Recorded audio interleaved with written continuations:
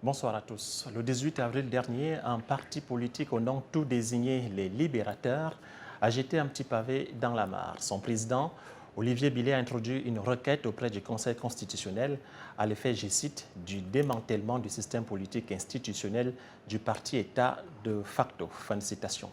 Une charge en règle contre l'ordre dirigeant qui se confondrait, selon le requérant, au parti au pouvoir avec les conséquences présomptives négatives qu'un tel système peut revêtir sous des apparences de pluralisme politique et de la démocratie. Quelques jours plus tard, le 21 avril, le Conseil constitutionnel a notifié le professeur Billet de la tenue effective d'une audience en son sein en date du 28 avril prochain, c'est-à-dire jeudi, audience qui sera consacrée à cette affaire.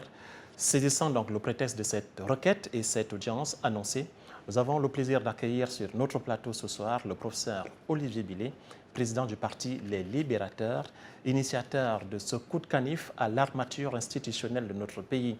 Déjà pour comprendre et définir les concepts, sources de sa requête, mais aussi la portée politique, les explications, aussi les chances de voir aboutir l'objet de sa mobilisation. Une fois de plus, bienvenue à toutes et à tous et à tout de suite après cette petite transition.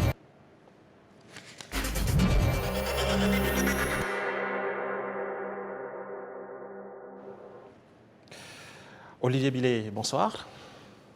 Bonsoir à vous, Polycarpe Pessomba. Bonsoir aux millions de téléspectateurs de la belle télévision d'HTV que je retrouve aujourd'hui avec une exaltation particulière, en raison naturellement de l'actualité que vous venez de mentionner. Absolument. Mais aussi, de mon côté, le plaisir de vous retrouver sur un plateau de télévision après nos belles... Oui. Nos autres belles rencontres il y a quelques temps maintenant à Yaoundé. Exactement. Alors, avant toute chose, hier, je vous ai connu président des foyistes, aujourd'hui des Libérateurs. Oui. Ai-je manqué un épisode?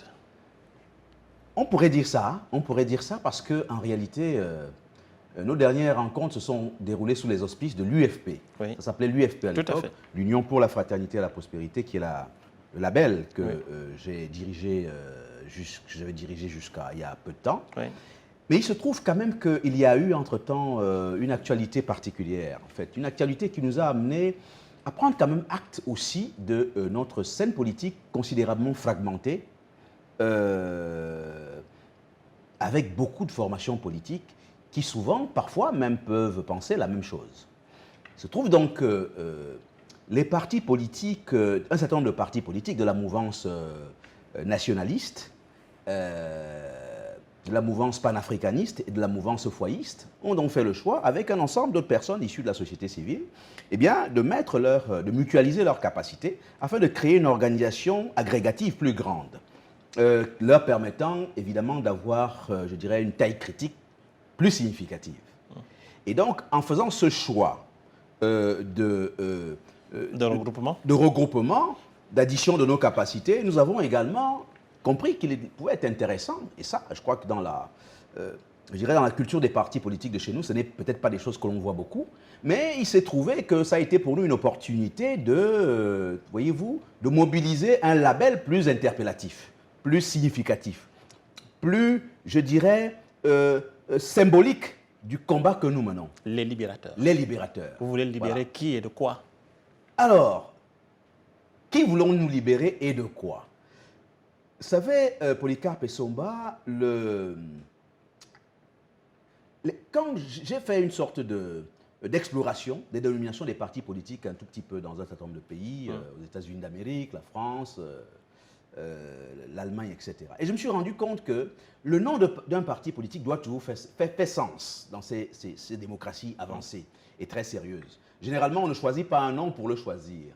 Vous savez, chez nous, les notions de parti démocrate, de parti réformateur, de parti républicain, c'est devenu un peu galvaudé. Chacun choisit un nom en fonction de ses humeurs du moment et il balance là simplement parce qu'il a entendu ça quelque part. Non. Un nom de parti doit faire sens et doit être, je dirais, en phase avec le combat et les objectifs menés par ce parti politique. Il se trouve que nous, après le diagnostic posé sur le Cameroun et l'Afrique, nous avons constaté que le combat le plus important, le combat le plus significatif du moment, celui auquel les Africains, les Camerounais sont les plus attachés, eh bien, c'est le combat de la libération de notre pays de la servitude néocoloniale. C'est à la fois la problématique de la servitude philosophique, telle que je la théorise, de la servitude spirituelle même, de la servitude monétaire. Vous connaissez parfaitement mon tropisme pour le combat en faveur d'une monnaie souveraine et indépendante. Le franc CFA s'étant révélé naturellement une monnaie, je dirais, de perpétuation du système néocolonial. Nous avons le combat en faveur de, si vous voulez, de la libération politique et démocratique. C'est tout le sens du combat aussi relativement à cette problématique du parti-État que nous avons mis sur la table. Il n'y a pas, depuis 30 ans, nous n'avons pas de démocratie digne de ce nom au Cameroun. Nous avons un ersatz, c'est-à-dire une sorte de démocratie de trompe-l'œil. On va y revenir. Et enfin, nous avons un besoin de libération sur le champ, je dirais, culturel, bien sûr, et social. Les Camerounais sont dans une situation de répression, voire d'oppression considérable. Et si vous observez dans les réseaux sociaux, dans les médias, les thématiques qui sont les plus percutantes, qui sont les plus à la pointe, c'est bien les thématiques liées aux questions monétaires, aux questions économiques, aux questions culturelles, relativement au destin de notre pays. Alors, si je comprends bien, il y a une double démarche, regroupement des forces, addition des forces, et puis recentrage idéologique. Exactement. Et programmatique. Et programmatique, et puis donc adoption d'une dénomination qui percute, qui claque. Right to the point, comme disent nos amis anglo-saxons. Et puis aussi, vous parliez de la tendance du moment dans ces pays auxquels vous avez fait référence, les États-Unis, la France et autres. Ah oui, absolument. Les noms des partis, c'est plus vraiment, la mode n'est plus vraiment aux sigles. C'est désormais un nom. Un nom qui a une charge. Qui fait sens. Qui a une charge symbolique. Et donc, justement, les libérateurs, on peut comprendre effectivement que vous êtes engagés dans un chantier de libération donc, du Cameroun et des Camerounais. Et des Camerounais. Voilà. Est-ce que c'est aussi un peu le constat de ce que votre ancien ancrage idéologique n'a pas vraiment rencontré l'adhésion des Camerounais? Je précise que l'UFP était ancré idéologiquement dans la foi. Oui, dans le foi. En réalité, non. En fait, ce que nous avons fait, Polycarpe et Sova, pour être plus clair, pour être plus complet sur la réponse, c'est que, voyez-vous, d'abord, je dis, notre parti, c'est les libérateurs Cameroun. D'accord. Mais l'enjeu pour nous aussi, c'est à terme la libération de l'Afrique, l'Afrique centrale, l'Afrique francophone d'une manière générale, d'un certain nombre de facteurs de servitude. Le Cameroun étant aujourd'hui un peu on va dire le laboratoire de ce que d'aucuns appellent aujourd'hui de gravité même. De ce que d'aucuns appellent le panafricanisme. Le vrai alors, parce que vous savez, le concept a été beaucoup galvaudé chez nous souvent par des gens qui ne savent pas vraiment de quoi il est question. Donc nous qui avons été nourris à la mamelle du vrai panafricanisme, parce qu'en fait, le voyisme que j'ai préconisé depuis 2010, en réalité n'est que, si vous voulez, une agrégation de vecteurs idéologiques qui sont à la fois du domaine du nationalisme au sens de Oumniobé, aussi bien au sens du panafricanisme, au sens de Nkrumah ou de George Patmore ou de Webb Dubois, mais aussi du foyisme précisément lui-même, au sens d'autres auteurs qui sont sans doute moins connus et qui ont quand même, depuis le 19e siècle, théorisé, vous savez, la démocratie chrétienne.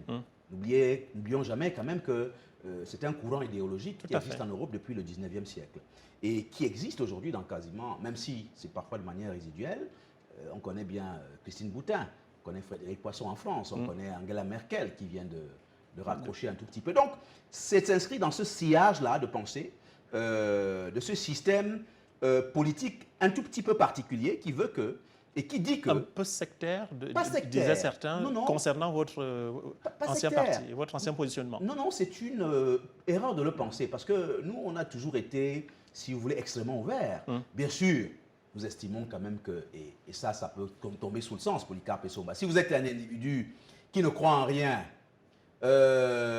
qui dit que, comme Nietzsche, que Dieu est mort, il est clair que la collaboration ne sera pas évidente. Parce que vous avez quand même affaire à des gens qui estiment qu'il faut quand même croire. Et surtout en Afrique, ici, nous avons le devoir de bien croire. Il ne s'agit pas de croire n'importe comment, mais il fallait de croire avec efficacité. Est-ce que Dieu et politique, ça match forcément? La politique, c'est quand même un terrain, un territoire... Oui. assez compliqué. En réalité, il n'y a que deux manières fondamentales de faire la politique. Oui. Voyez-vous? Soit vous choisissez de la faire avec pour paradigme central, je dirais, l'homme, l'intelligence humaine, qui parfois mène aux dérives que l'on connaît. Vous savez, quand je parle de l'oppression philosophique, c'est peut-être parce que Polycarpe Essomba, pour être franc avec nos concitoyens, nous sommes ici sur Dash TV, qui est l'une des plus importantes télévisions de notre pays. Il faut bien que je dise... Et du continent. Et du continent même, voilà. Que je dise à nos concitoyens camerounais africains que l'Afrique souffre beaucoup parce que son élite politique, son élite administrative et son élite intellectuelle d'une manière générale sont tout simplement captives de systèmes philosophiques, de systèmes de croyances, de systèmes ésotériques, n'est-ce pas, qui ont fini par fixer en captivité l'essentiel de ces gens-là. Ils sont parfois, souvent seulement, je dirais, dépendants pour les principales décisions à prendre sur notre sol africain, des gourous qui sont à Bordeaux, à Lyon, à Paris, à Manchester ou bien à Londres, véritablement. Et donc, il y a évidemment une urgence de libération culturelle et philosophique.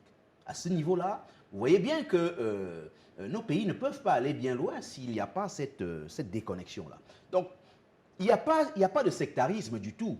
Nous disons simplement que nous sommes simplement désireux de travailler avec des gens qui ont quand même un minimum de valeur. Vous savez, dans toutes nos langues, vous savez, Essomba, dans le centre, on dit, ne me faites pas de la politique, toi, bon, ma politique. On peut le traduire dans toutes nos langues. Absolument. Vous savez ce que ça veut dire. Ne me trompe pas, etc. Ça veut dire qu'il y a un besoin de réhabiliter la politique dans sa dimension axiologique et éthique.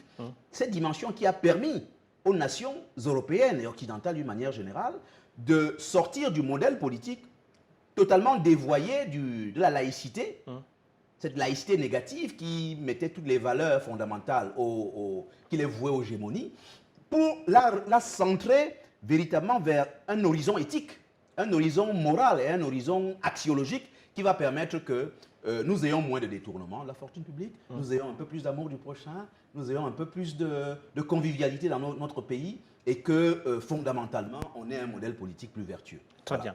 Alors, démantèlement du parti-État de fait. Oui. Venons-en à notre préoccupation centrale ce soir.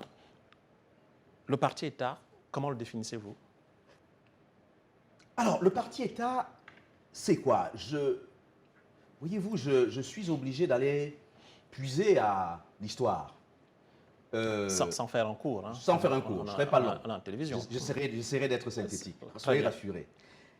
90, les lois sur les libertés, oui. Le Cameroun prend la décision, avec les populations l'acceptent d'ailleurs, oui.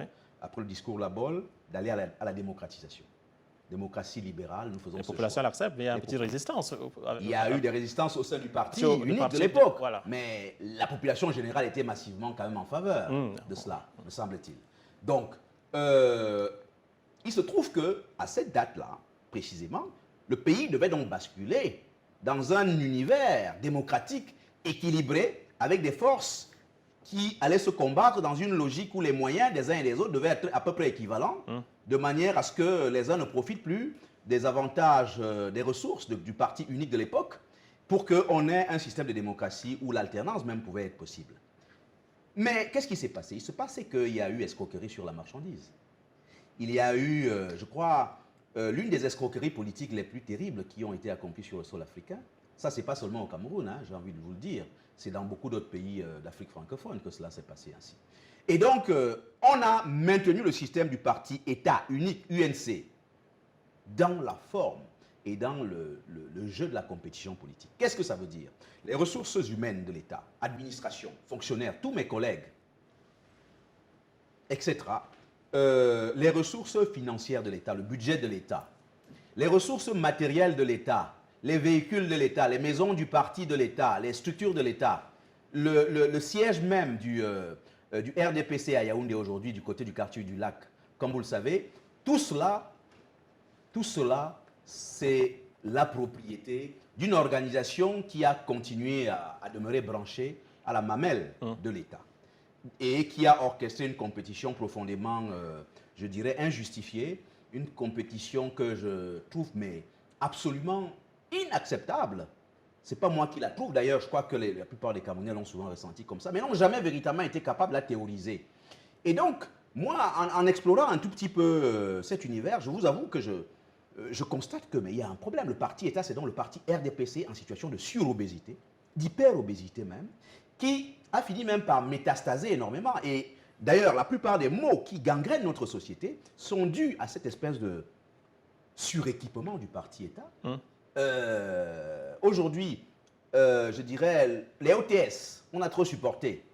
C'est causé par quoi? Par l'arrogance et la suffisance d'une organisation qui s'appelle le parti État, qui est capable, qui pendant de longues années a dit aux gens, allez vous faire voir.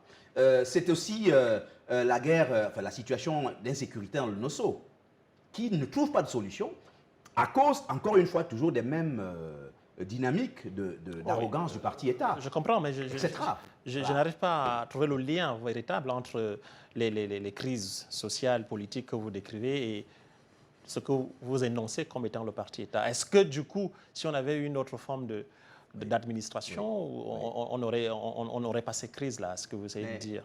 Polycarpe Somba, il vous suffit d'observer un peu comment les choses se passent dans les pays où la... Oui, mais il y a autant de crises partout. Non, les gilets jaunes, je ne sais pas... D'accord, mais je vous dis, ce n'est pas les mêmes types de crises, je veux dire. Hein. À chaque pays, c'est réalité. Dans des pays où la démocratie est quand même, se passe selon des normes, démocratie sérieuse, où il y a un équilibre des acteurs. Tout à fait. D'abord, sur le plan du jeu parlementaire, vous voyez bien que... il y a des équilibres qui font que le parti au pouvoir ne peut pas se permettre n'importe quoi. Tout à fait. Vous voyez à quel point, en France par exemple, aujourd'hui, M. Macron qui vient de rempiler, est dans une position d'incertitude considérable. Parce que s'il ne gagne pas les élections législatives, qui pourraient être gagnées par quelqu'un d'autre, un autre des compétiteurs, on en a vu qui ont appelé à être voté Premier ministre, eh bien, ce qui est certain, c'est que... il y aura une cohabitation. Voilà, il va y avoir cohabitation. Et on a vu qu'en France, il y a eu de nombreuses cohabitations. Et vous avez vu comment cette espèce de logique de check and balance, d'équilibre des acteurs, permet quand même à la démocratie d'avoir de l'oxygène. Donc, au fond, je vous dis, quand vous avez... Alors, voilà. pour revenir un peu à l'histoire, oui. Donc 90, il y a un vent nouveau qui est une année fondatrice de ce Cameroun dont tout le monde attendait monts et merveilles. Exactement. Comment la bascule n'a pas eu lieu? Qu'est-ce qui a fait que tout le système, tout le bloc administratif, les fonctionnaires, les administrateurs civils et tout ça, qu'ils soient restés captifs donc, du parti, comme vous le dites? Oui. Est-ce qu'ils y trouvent intérêt ou alors il y a des non-dits, des choses qui font que tous ces gens-là, tout ce personnel soit resté dans sa grande majorité rattachée au parti au pouvoir? En réalité, ce sont nos institutions qui ont occasionné cela, tout simplement, Polycarpe Somba. Ce qui s'est passé, c'est que les modalités de désignation, de nomination, vous savez, le décret, la puissance du décret. C'est la puissance du décret qui est à l'origine de ce que un parti est demeuré détenteur de la rente et de la cambuse.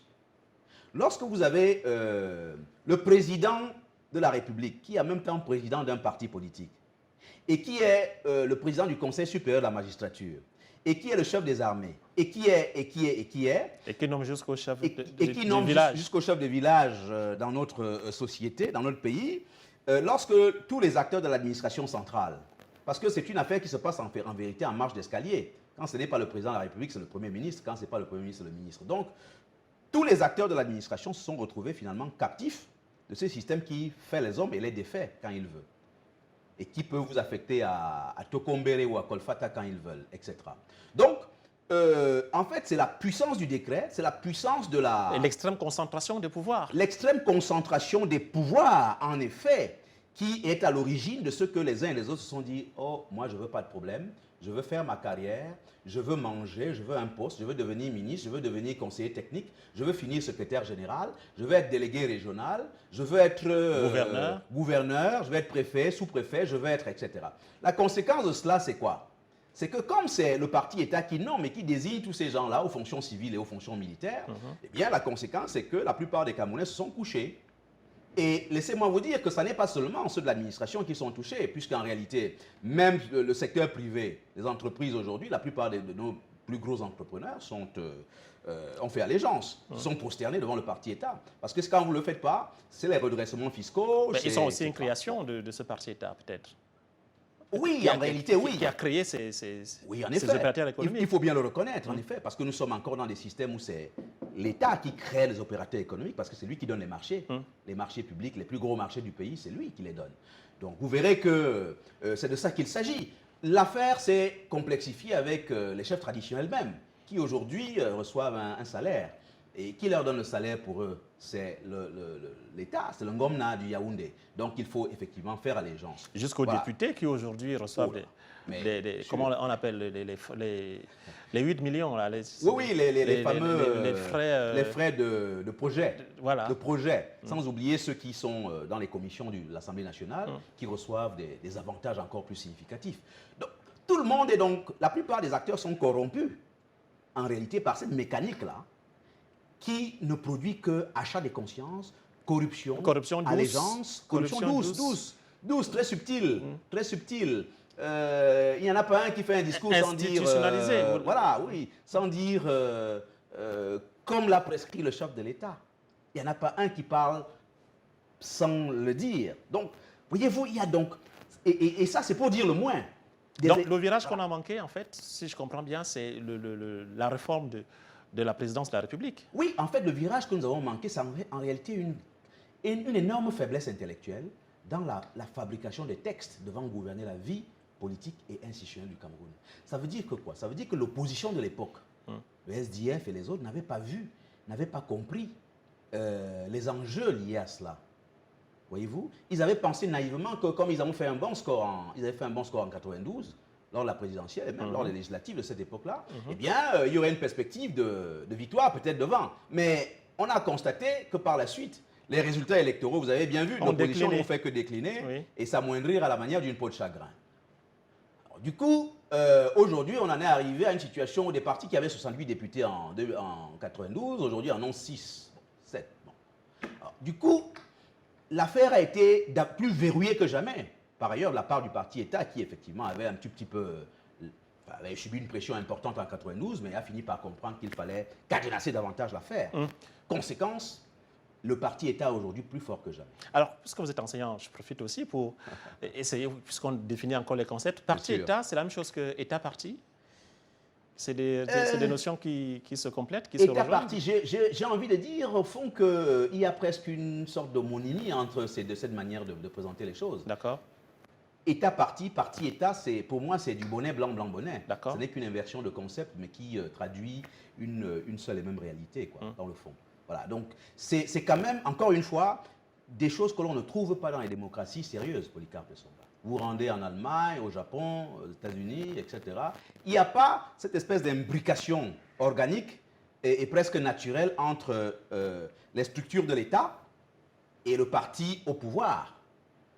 Ça n'existe pas dans les constructions démocratiques sérieuses. C'est-à-dire qu'on a toujours veillé à mettre des mécanismes institutionnels pour opérer ce décrochage de manière à ce que ceux qui arrivent au pouvoir, vous avez vu, chaque fois qu'il y a eu une alternance en France, ceux qui arrivaient au pouvoir pouvaient bénéficier, du moins, bénéficier d'une situation, d'une administration qui est demeurée dans l'impartialité. Voilà. L'administration doit demeurer impartiale. Les fonctionnaires doivent être impartiaux dans le jeu. Tous les acteurs. Des simples serviteurs. De simples serviteurs. Alors, Olivier Billet, vous parliez de ces fonctionnaires qui sont restés captifs. Pourquoi vous, qui êtes tout autant fonctionnaire, avez basculé dans l'autre bord et que vous vous sentez libre de dire tout ce que vous dites là? Donc, c'est faisable que les gens se décrochent et ne soient pas... Donc, c'est peut-être une équation personnelle et individuelle. Personne n'est forcé de rester dans cette machine à la fin. Vous savez... Après, j'imagine que vous avez dû payer le prix Il me semble que vous faites bien de dire les choses comme ça parce qu'effectivement, j'avais même déjà oublié tout ce que j'ai subi par le passé. Parce qu'en réalité, qui ne se prosterne devant le parti État, qui fait preuve de témérité et fait le choix de ne pas se prosterner, c'est quelqu'un qui paye nécessairement le prix, très clairement. Il y a un prix à payer, mais combien veulent le payer? Il y a une formule très populaire, courante de nos jeunes qui disent qu'ils veulent aller au ciel sans mourir. Voilà, c'est ça la réalité. Beaucoup ne veulent pas subir le type de... Vous savez, Polycarpe Somba, moi j'ai fait le choix de sacrifier véritablement tous les privilèges. J'ai fait le choix de sacrifier toutes les carrières que j'aurais pu effectuer. Vous pensez que vous auriez pu avoir une meilleure carrière? J'aurais pu si vous étiez resté... avoir une considérable carrière, aussi bien sur le plan politique, si j'avais adhéré au parti État, aussi bien sur le plan administratif, à l'université, et même à la CRTV. Aujourd'hui, on parlerait d'Olivier, je suis quand même, il faut le dire, dans le domaine qui est celui des médias et de la télévision, je suis un des spécialistes les plus chevronnés, l'un des rares qui a publié sur cette question-là, dans ce champ-là. disciplinaire. Donc il me semble quand même que si je m'étais contenté de faire valoir mes capacités intellectuelles dans tous ces différents territoires, on n'en serait peut-être pas là aujourd'hui. Je veux dire du point de vue du confort peut-être social. Mais au fond, moi je suis un anticonformiste. Des regrets peut-être ou pas? Aucun regret. Ok. Bien au contraire. Je crois que ce qui peut amener une société à avancer, à faire un pas, c'est Frantz Fanon qui nous rappelle que chaque génération, dans une relative opacité, doit découvrir sa mission et la remplir ou la trahir. Ouais. Alors, pourquoi le choix du Conseil constitutionnel peut porter l'estocade, comme que dirais, sur cette situation que vous décrivez si bien? J'espère qu'on parlera des propositions concrètes que je fais. Bien sûr. Pour bien sûr, oui, bien sûr. Régler cette affaire du démantèlement. Tout à fait. Mais je vais d'abord comprendre la démarche, la démarche politique qui consiste à saisir le Conseil constitutionnel de cette constatation que vous faites. Exactement. Et voilà, les motivations qui font de cette approche. Alors, notre saisine du Conseil constitutionnel, les libérateurs saisissent le Conseil constitutionnel. Pourquoi? Parce que à titre personnel, je me suis penché sur le sujet pendant quelques semaines. Je vous avoue que j'ai pris une petite retraite pour regarder ça de près. Et je me suis rendu compte qu'il existe dans notre pays un certain nombre de textes qui nous informent, nous renseignent sur la manière dont un certain type de contentieux peut être mené. Et je me suis rendu effectivement compte que seul le Conseil constitutionnel est habilité en tant qu'arbitre et régulateur de l'ordre institutionnel du Cameroun, article 46 de la Constitution du Cameroun, c'est l'instance qui est habilitée à faire cet arbitrage-là. Et qui s'assure de la constitutionnalité, de la conformité constitutionnelle des lois et des mécanismes du jeu institutionnel d'une manière générale. D'accord. Parce que la loi, il faut la lire aussi bien dans la lettre que dans l'esprit, bien évidemment. Donc, il n'y a que le Conseil constitutionnel, aucune autre juridiction n'est habilitée à le faire. D'accord. Dans tous les pays du monde, d'ailleurs, c'est comme cela. Et donc, j'ai donc exploré cela et je me suis rendu compte qu'il y a, du point de vue des textes qui encadrent l'organisation et le fonctionnement de cette haute juridiction, eh bien, il existe des dispositifs juridiques qui permettent de l'actionner précisément et de lui demander précisément de se pencher sur ce dysfonctionnement considérable de notre vie institutionnelle.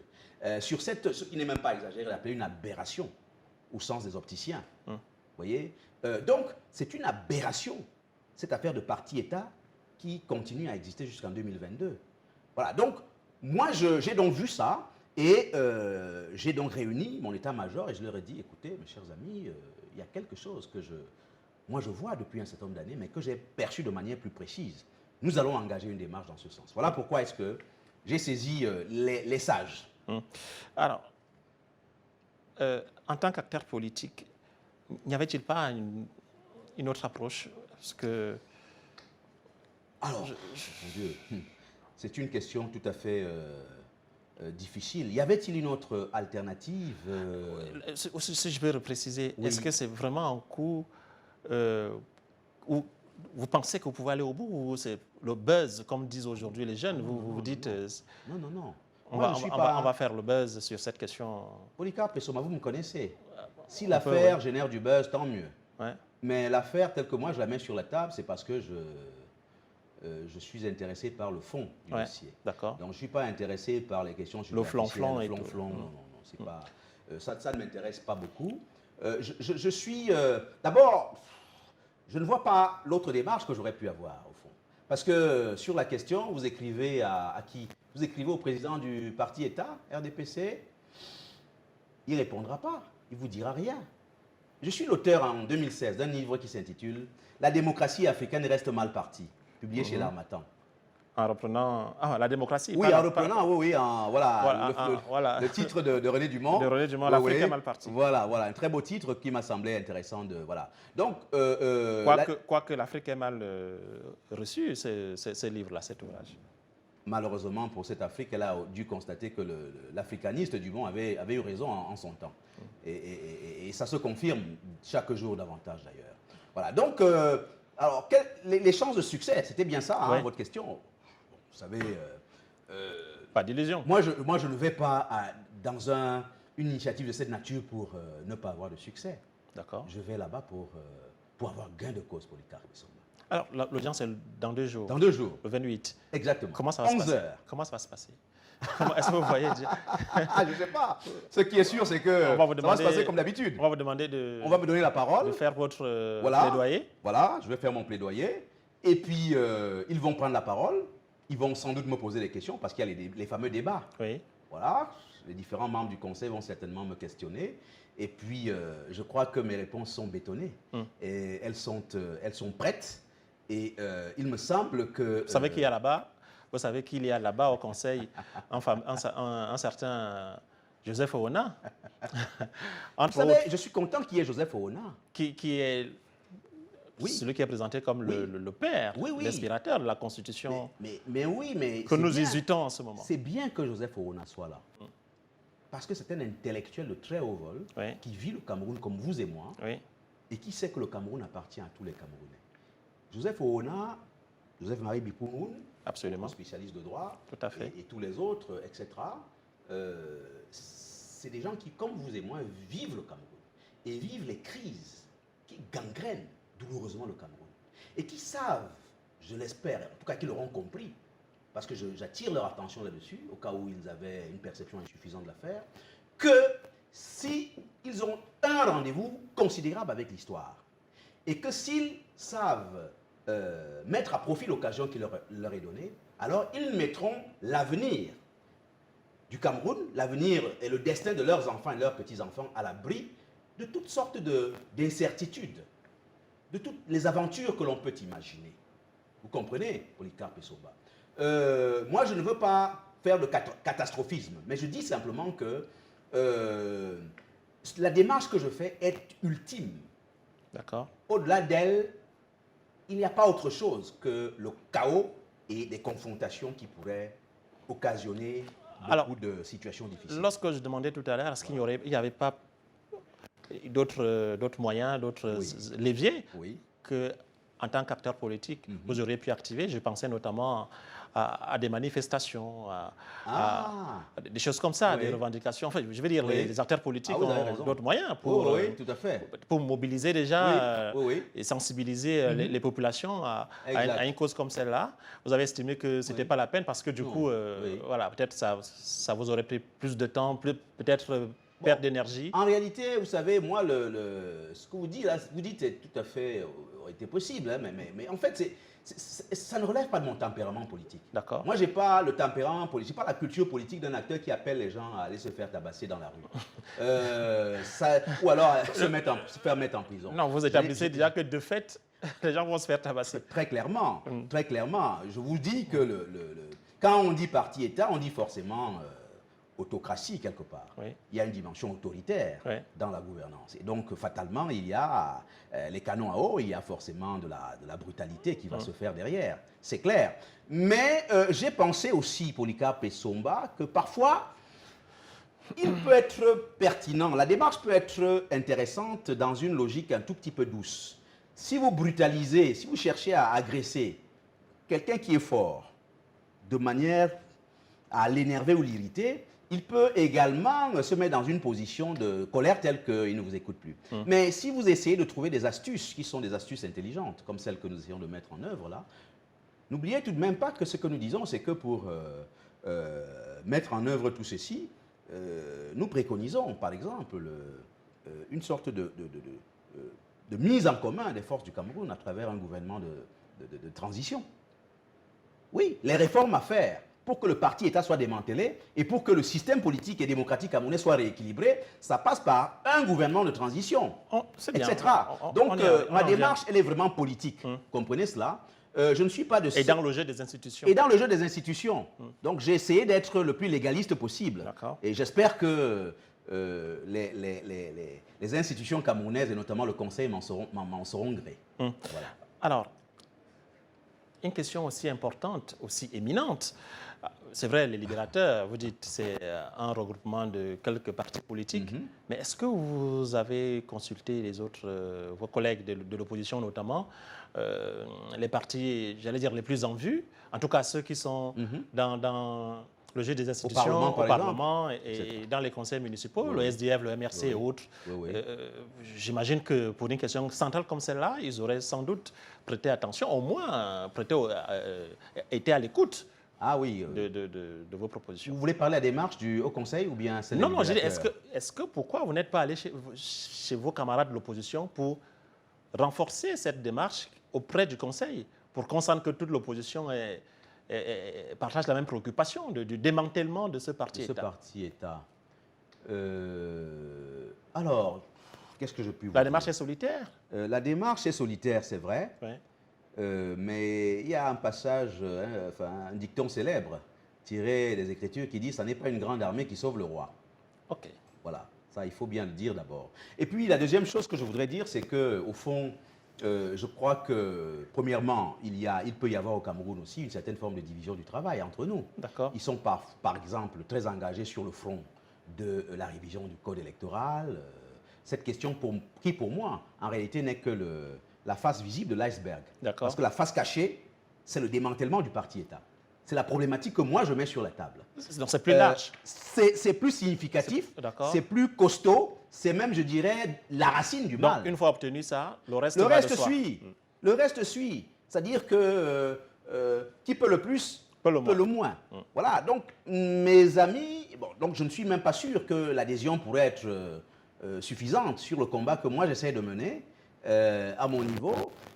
J'ai estimé que, ils sont peut-être très aptes dans le combat pour la réforme du code électoral. Donc que chacun essaye un tout petit peu de taper à son niveau. Peut-être qu'on verra bien au final qui réussira à mobiliser la pierre philosophale.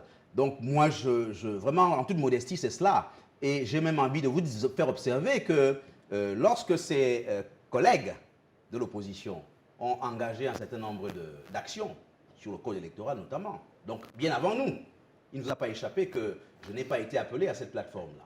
Je ne demande pas à être appelé. J'estime simplement que l'ingénierie intellectuelle et l'ingénierie politique doivent pouvoir venir d'autres différentes composantes. D'accord. Et que chacun donne le meilleur de lui-même. Voilà.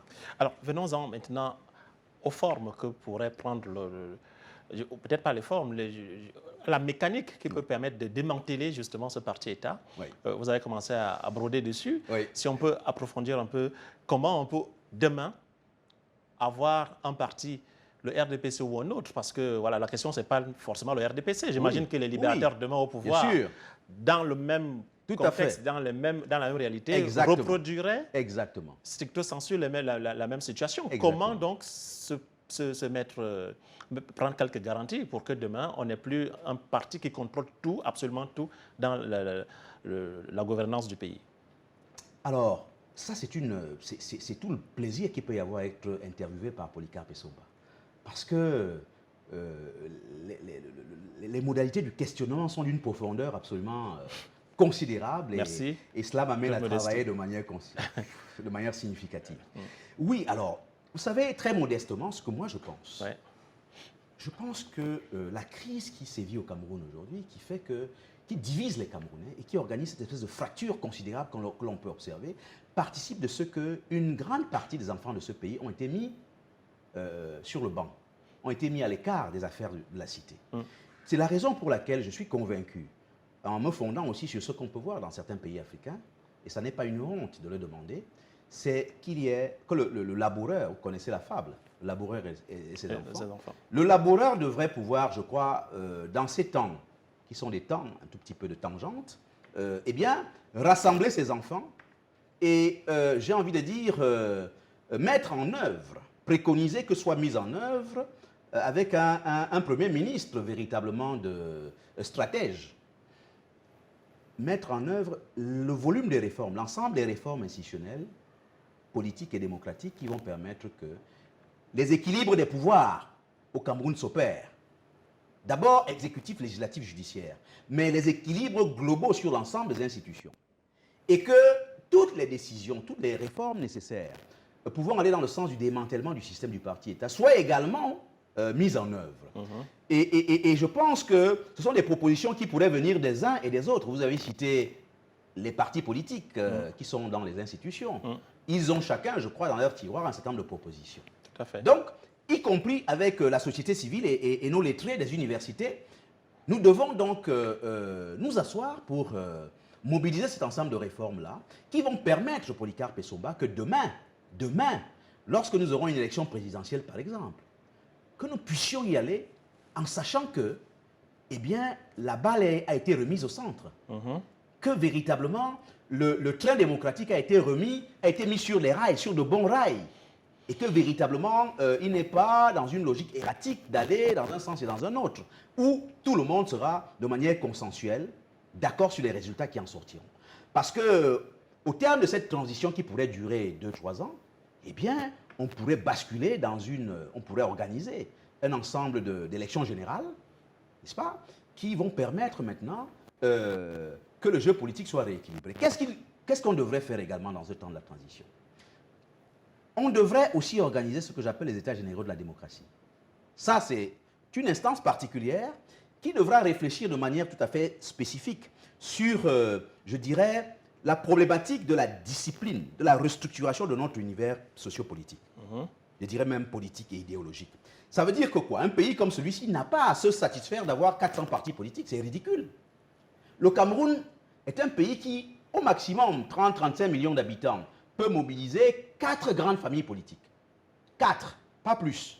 J'ai commencé à esquisser ça dans certains de mes travaux. D'accord. Et les 4 grandes familles politiques en présence, vous voyez bien comment est-ce que les choses se passent aujourd'hui en France. Extrême gauche, le centre quasiment, l'extrême droite quasiment. Enfin, je ne dis pas que ce soit comme ça. Tout à fait. Nous aurons nos déviations, schématiquement, c'est ça. Ouais. Et au fond, quand vous mettez en place ce genre de mécanique avec, bien sûr, un système d'élection à 2 tours, par exemple pour la présidentielle, les acteurs se regroupent en fonction des familles et des courants de pensée. Tout à fait.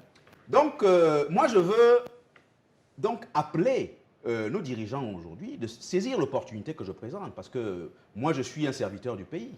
J'ai fait un travail intellectuel dont la seule rétribution ne pourrait être que l'acceptation, la validation de ce que j'ai proposé. Et ça, je le propose non seulement au peuple du Cameroun tout entier, je le propose, j'en parle au Conseil constitutionnel, j'en parle également à ceux-là qui gouvernent le Cameroun aujourd'hui. J'en parle également à mes collègues de l'opposition. C'est une proposition que je fais à la nation tout entière. Vous savez, lorsque la France a été, sur la 3e et la 4e République, dans une instabilité constante avant 1958, on a dû rappeler le général de Gaulle, qui, avec le père de Bray, a, je dirais, fait un travail de réflexion intellectuelle. C'est Debré qui sert la Constitution, la 5e République, qui prévaut qui court jusqu'aujourd'hui. Voilà, c'est de ça qu'il s'agit. C'est ça, si vous voulez, c'est ça qui me fait courir. C'est pour ça que je me bats. C'est ça la libération. C'est ça la libération. C'est ça la libération au sens démocratique. Je veux dire la vocation de votre démarche politique. Exactement. La libération. Tout à fait, la libération politique et démocratique. Ah, très bien. Alors, Olivier Billet, professeur Billet. Oui. Donc, nous sommes à une dizaine de minutes de la fin de déjà, temps. Ça va très vite. Ça va très vite. Voilà. J'allais demander, alors, j'ai dit, il y a dans cette audience, on ne va pas faire des pronostics. Mais il vaut mieux pas. Mais de ce qu'il en sortira, comment attendez-vous vous projeter pour la suite? Selon que vous êtes retoqué ou selon que vous percevez qu'il y a quand même une réceptivité. Une réceptivité, ne serait-ce que de manière forme et sur la forme. Moi, je suis un foyiste, Polycarpe Essomba. Vous avez la foi. Je vous rappelle que je suis un foyiste. Et un foyiste ne va pas en guerre pour pas gagner. Avec des ambitions requiquis. Surtout pas sur un dossier comme celui-là. Parce qu'à vrai dire, je peux perdre sur certains dossiers. Je peux l'accepter. Voyez-vous, moi j'avais été au Conseil constitutionnel en 2018. Je n'avais pas eu gain de cause. J'avais effectivement considéré que pour cette élection, je n'avais pas été bien préparé. Et j'ai considéré que oui, il y avait lieu de pas insister et de laisser tomber. Mais cette fois-ci, je considère que l'enjeu ne me concerne pas. Il concerne vous, moi, nos enfants, nos petits-enfants à venir, etc. Il me semble qu'il concerne le Cameroun. Et nous sommes tous Camerounais. Et nous devons, d'ailleurs, l'une des choses qui m'a toujours frappé chez les politiques ailleurs et aussi chez les responsables des grandes institutions, c'est l'intérêt supérieur de l'État. Je pense que pour la cause supérieure de l'État, eh bien, je suis persuadé que le Conseil constitutionnel me donnera raison. Très bien. Mais je vais vous dire une chose. Si j'ai raison, ou plutôt lorsque j'obtiendrai raison demain, ce ne sera pas pour me gargariser ou bien pour me frapper la poitrine et dire, voilà, je suis bien content d'avoir enfin pu arracher quelque chose à ce Conseil qui est si difficile. Non, je pense que ce sont des hommes comme vous et moi. Ils ont la capacité d'analyse et de compréhension de ce qu'est le Cameroun aujourd'hui. Et je pense que avec le soutien et la grâce de Dieu, nous obtiendrons gain de cause. Alors, je vais un peu rétro-pédaler. Il y a une question qui m'a un peu échappé. Oui. Dans l'ordonnancement de mon questionnaire, je voulais la poser bien avant. Alors, tout ce que vous décrivez là rend quasiment caduque, j'allais dire, la compétition électorale. Donc, si je comprends bien, aussi longtemps que nous serons dans cette organisation sociétale de notre administration et de notre vivre ensemble, il n'y a pas à s'imaginer que le parti, l'actuel parti au pouvoir puisse perdre des élections. Il n'y a pas d'illusion à se faire. Il n'y a pas d'illusion à se faire.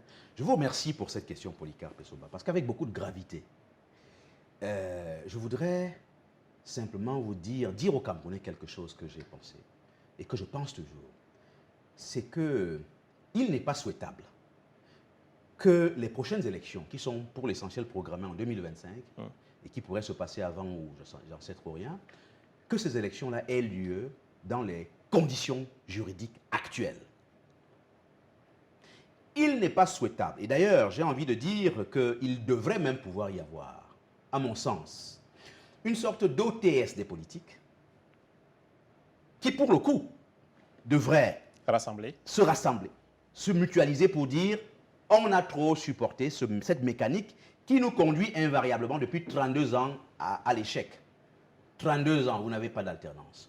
Mais Polycarpe Essomba, soyons sérieux, ce n'est pas possible de vaincre le parti-État, je l'ai dit. Même dans l'hypothèse extraordinaire, où tous nos partis, là, l'opposition se mettra ensemble, avec un seul candidat, nous ne battrions pas le parti-État. Parce que le parti-État, c'est une organisation qui a toute l'armada des fonctionnaires. Je vous prends un exemple. Moi, je prends mon arrondissement de Doumé ou de Ngelmendouka, à l'est. Quand il y a élection, ou même quand il y a la fête du RDPC, qu'est-ce qui se passe? Tous nos jeunes des administrations, je dis de toutes les administrations, Douala, Yaoundé, Bafoussam, Bamenda, Maroua, etc., convergent au village, convergent dans la commune, dans l'arrondissement, dont ils sont ressortissants, viennent soutenir l'événement financièrement, etc., etc. Vous avez vu les renouvellements des organes de base du RDPC. C'est la même... Ils y sont contraints. Ils y sont souvent contraints. En réalité, on a même déjà abordé la question au début de cette interview, en raison des modalités à travers lesquelles voilà, les gens sont obligés de se prosterner parce qu'ils veulent des postes aussi. Ils veulent vivre aussi. Et est-ce que moi, je peux leur en vouloir pour ça? Je ne sais pas. C'est humain, etc. Mais en même temps, individuellement, les gens ne peuvent rien. Et c'est la raison pour laquelle il faut agir au niveau des institutions de manière à pouvoir démanteler quelque chose qui est structurel. On ne peut pas régler cette affaire à travers des opérations de rébellion individuelle, ça et là. Non, ça ne peut pas marcher. Et c'est pour ça que vous voyez toutes les situations qu'on a, que ce parti-État aujourd'hui génère même déjà en termes de mécontentement, en termes de rejet, etc. etc. C'est de ça qu'il s'agit. Donc, comme dirait le coach. Voilà. Votre question m'amène précisément à dire que il n'est pas souhaitable que demain, nous allions encore à l'abattoir, que nous allions aux élections avec, pour affronter le parti-État. Si nous prenons même un exemple concret pour que les gens voient, se fixent une idée précise dans la tête, Polycarpe Essomba, vous qui scrutez l'actualité politique africaine de manière tout à fait particulière, eh bien, vous observez bien que au Gabon à côté, vous avez vu comment la perpétuation s'est accomplie avec le fils. Oui, le père, il est mort au pouvoir, le fils a repris les rênes, etc., etc. Et il est sur le point de concéder l'affaire à son fils, à lui également. C'est quand même dramatique. Mais ce type de succession dynastique ne surfe que sur le fait qu'il y a un parti-État socle sur lequel on s'appuie. Si ce n'était pas ça, il ne pourrait jamais passer. Si vous prenez le Togo, c'est la même chose. Regardez le fils Nyasimbe. Le parti-État, il s'appuie dessus. Il n'aurait pas eu ça qu'il ne gagnerait jamais. Voilà, donc c'est de ça qu'il s'agit. Il me semble donc absolument impératif pour nous de considérer que nous devons absolument, véritablement prendre cette question-là très au sérieux désormais et considérer que de l'avenir politique, de l'avenir social, de l'avenir économique, culturel, etc. de notre parti dépend, tous ces avenirs-là dépendent du démantèlement, du déboulonnement, du déracinement, de la déconstruction de ce système-là qui occasionne, par ailleurs, je l'ai dit, la plupart des souffrances et des misères que nous vivons dans notre pays. On va arrêter là sur cette question et aborder pour le temps qu'il nous reste quelques sujets d'actualité, Olivier. Sauf si il y a un dernier aspect que vous souhaitez aborder sur le sujet. Sur ce rendez-vous. En tout cas, pour ce qui nous concerne, nous allons continuer de suivre. Oui. Et vous tendrons notre micro au sortir de cette fameuse audience. Avec joie. Dont les Camerounais, forcément, attendent beaucoup.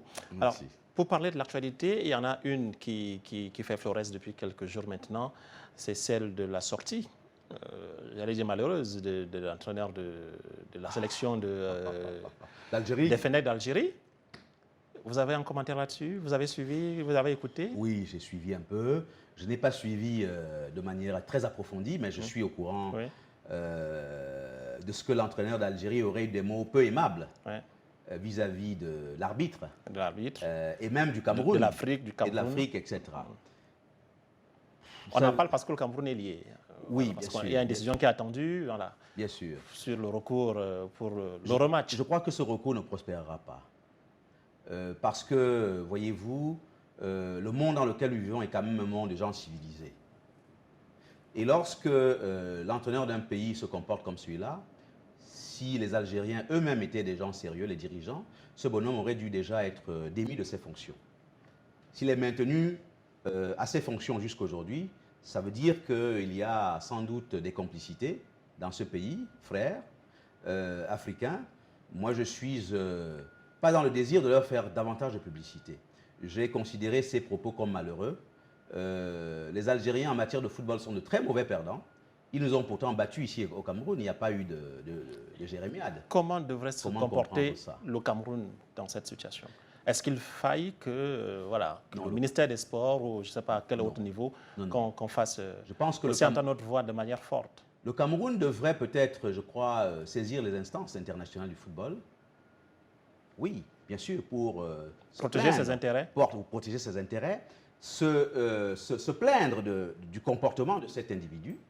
Voilà, et non pas s'installer dans une logique de contre-propos, d'une sorte de guerre verbale, de rhétorique négative qui n'apporterait rien.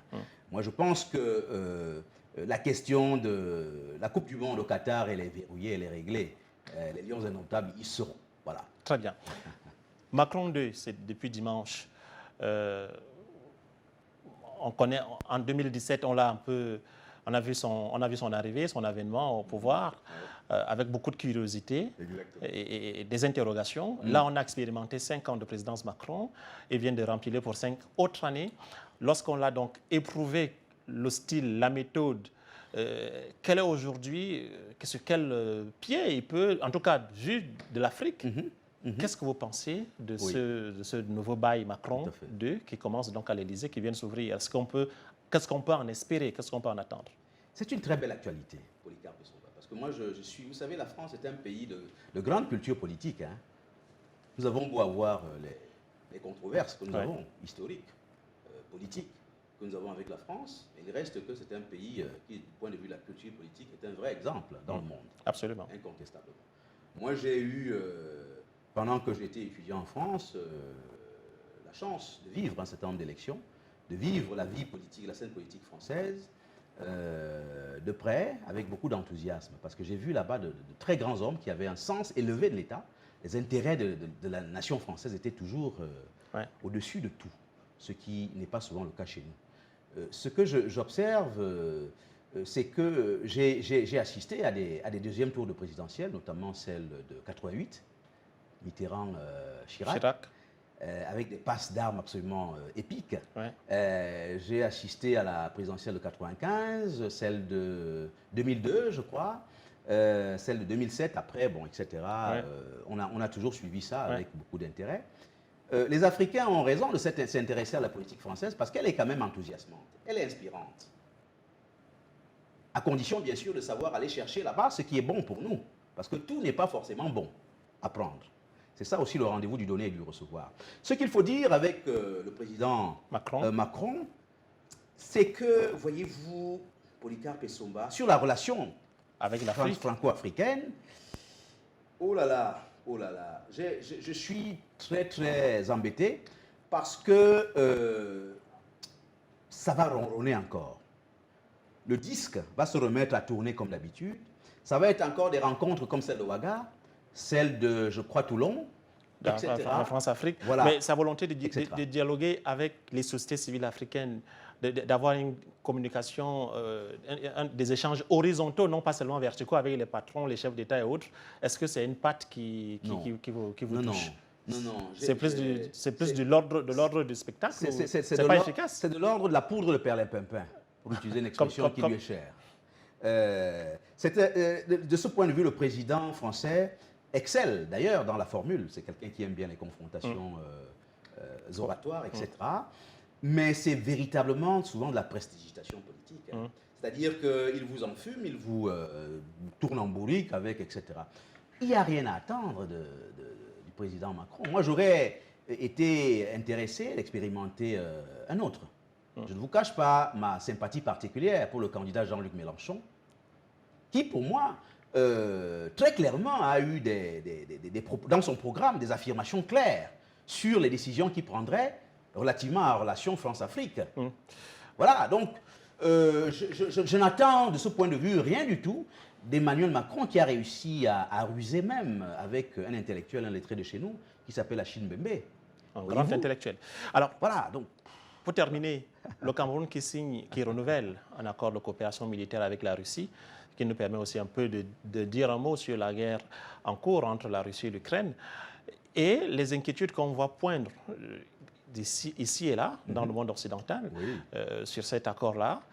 Le Cameroun a bien fait de signer cet accord-là en ce moment-ci. Est-ce que, comme les autres, vous vous interrogez sur le timing, alors que la Russie est rudoyé de par le monde, par le fait que le président Poutine est considéré comme ayant agressé un pays souverain. Est-ce que du coup, le Cameroun est venu porter caution à cette action militaire? Le timing vous semble un peu problématique? Je vous avoue que j'ai été quand même assez fortement surpris par l'attitude du Cameroun. Très surpris, parce que généralement, notre diplomatie, la diplomatie de Paul Biya, est généralement une diplomatie de grande discrétion, de quelqu'un qui ne veut pas se mêler des problèmes et qui, lui, ne veut pas d'histoire, etc., avec les bailleurs de fonds, avec ceux qui l'aident au quotidien, comme il le dit lui-même. Donc, c'est une décision quand même assez étonnante, qu'il est difficile d'expliquer en réalité. Maintenant, qu'est-ce qu'il faut dire? Moi, personnellement, je ne vous cache pas la faveur qui est la mienne pour, je dirais, dans ce conflit ukraino-russe, ou russo-ukrainien, comment on va dire ça, le regard favorable qui est le mien pour l'acteur politique Vladimir Poutine. Chez certains de vos collègues, vos concurrents, j'ai eu l'occasion de mener un débat sur la question où j'ai été clair. Je pense que le monde a besoin d'être multipolarisé. Le monde d'aujourd'hui, dans ces dynamiques un tout petit peu j'ai envie de dire, de bipolarisation, des intentions de bipolarisation du monde que l'Occident, d'une manière générale, avait porté souvent en souhaitant avoir un bloc occidental puissant avec les États-Unis d'Amérique, les pays de l'Union européenne, etc., et tous les pays, on va dire, périphériques, n'est-ce pas? Vous savez que nous, on a souvent été considérés comme des pays simplement des wagons.